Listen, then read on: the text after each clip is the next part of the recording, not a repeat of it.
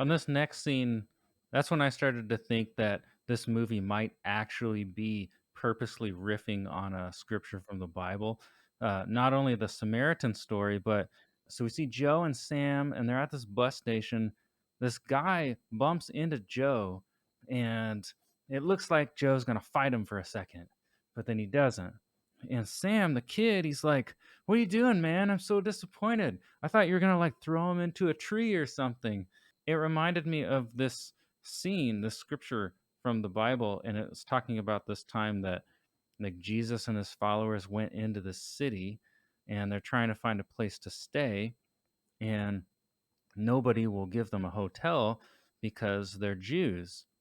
And then his followers are like, "Oh, do you want us to call down fire from heaven and destroy all these people?" And Jesus is like, "No, that's not how we do things." They're always thinking that Jesus is going to be this leader to overthrow the government or something, but that's not what he came for. So I thought about that story when I saw that scene. And then when I looked it up, I realized, oh my gosh, that scene took place in a Samaritan city. It's actually the chapter before the Good Samaritan. So I'm like, oh, wait a sec. Like, do you think the writer was reading that and like working some of that stuff into the plot? I mean, it's pretty close. Yeah, I mean, something that makes sense. That story does come from, I'm guessing, Samaria. Is that where the Samaritans are Yeah. from? I'm assuming. Yeah. So it's the exact same, not on the same scale. And I don't think he's trying to compare Stallone to Jesus by any means, but it is the same concept. So whether he did that or not on purpose, you seeing that totally makes sense. Yeah, I started to wonder if he read like a whole section of Luke and then started to pick things to sprinkle in. But this is when Joe and Sam sit down on the bus and start having that conversation about like, why do we fight or when do we fight? And Joe says he only fights when it's absolutely necessary. So now this is really interesting, finding out that he's actually Nemesis. That's not how people viewed Nemesis, right? Like that's how we would have viewed Samaritan. Samaritan only fights when absolutely necessary. But here we find out that he's actually Nemesis. Now he's saying he only fights when it's absolutely necessary, and that challenges the idea of the villain a little bit, doesn't it? Yeah, two ways to look at that because yeah, he could just be trying to keep the heat off. If people find out he was Nemesis or is Nemesis, there's going to be a lot of people upset about that. Um, so yeah, he could be hiding it, or B, maybe that's what his character. I think B is where I'm going towards is after the fight with his brother, and he ended up killing his brother. He realized that he was going about it the wrong way, and that's why he disappeared. And then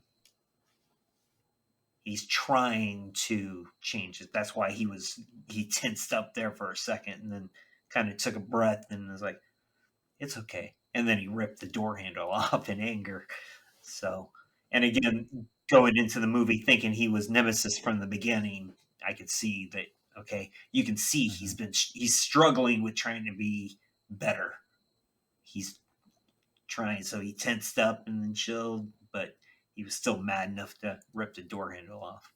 It's at this point, I think, when Sam decides he's asking Joe to train him to be a fighter. Then we get that scene on the rooftop, which there's a couple good quotes in there. Like Joe says, "Why do you want to get in a fight with a stranger who has nothing to do with you, nothing to do with your life, and they could easily take it?"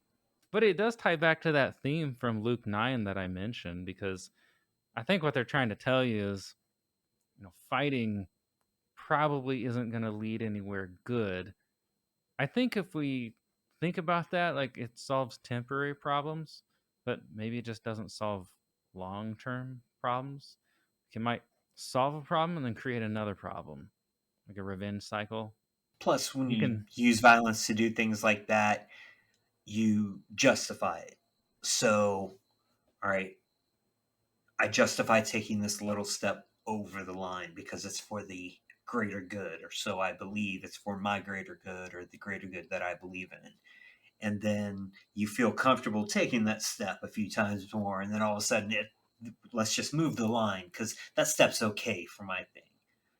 But now I should step over the line here, and then it just snowballs and snowballs to the point where you just don't care. And it's like, You turn my into way's Cyrus. right, and I'm just going to go through anybody who thinks I'm wrong.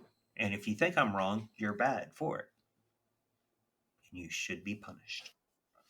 Yeah, and do you think that part of Sam's character journey in the movie is he's in that position trying to decide which way he's going to go?